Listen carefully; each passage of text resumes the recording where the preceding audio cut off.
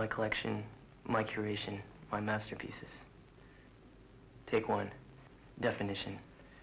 Piece, noun. 1. A thing considered as a unit or an element of a larger thing, quantity or class, a portion. 2. A portion or part that has been separated from a whole. 3. An object that is one member of a group or class. 4. An artistic, musical, or literary work or composition. 5. An instance, a specimen. 6. A declaration of one's opinions or findings. 7. Games. One of the counters or figures used in playing various board games. Any one of the chess figures other than a pawn. 8. Informal. A given distance. Idioms. A piece of one's mind. Frank and severe criticism, censure of a piece. Belonging to the same class or kind. Piece by piece. In stages. Piece of the action.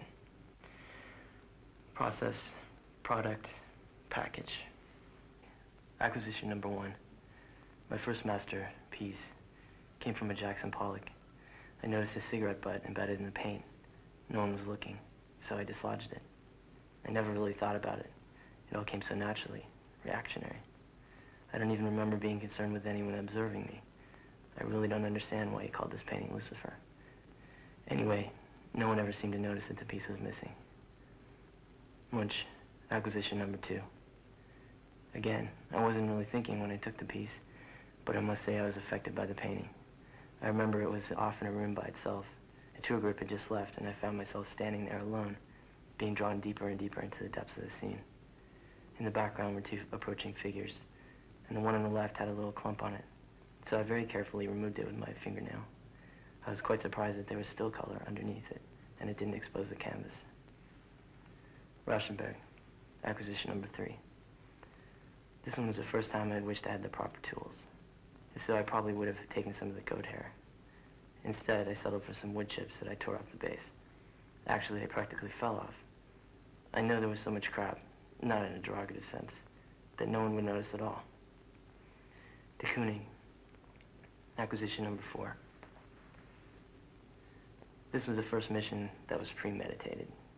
I purchased a gross of transparent pill boxes for my current and future art acquisitions. In this particular instance, I brought the box with me to the exhibit. Subsequently, I dropped the lid and it sounded with a hollow pang. This was quickly remedied, but as a result, this was the first and last time that I brought the box.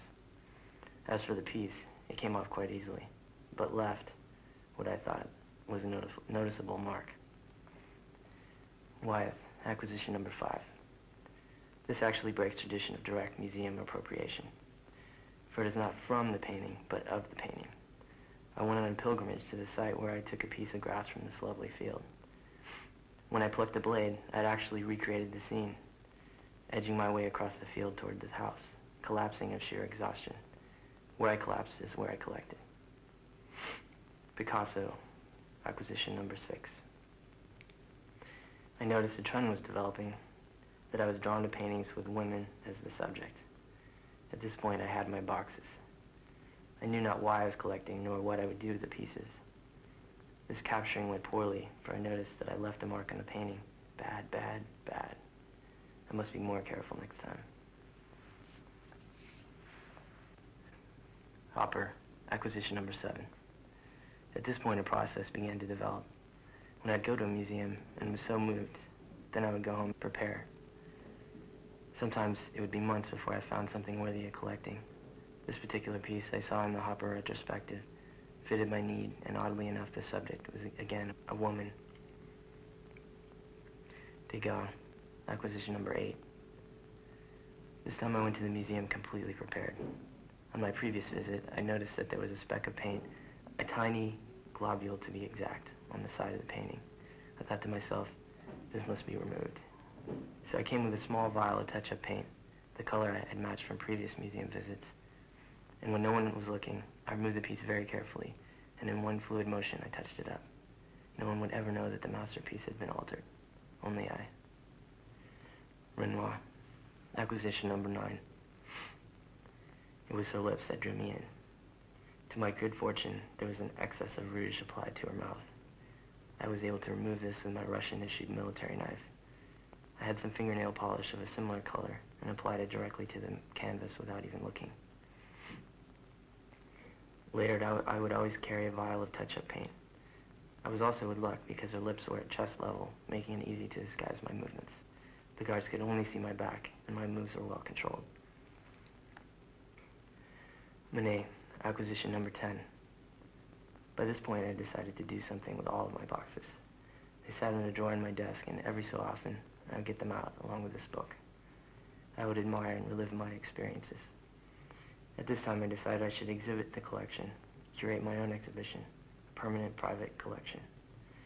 So I mapped out my methodology in order to procure them on the bedroom wall.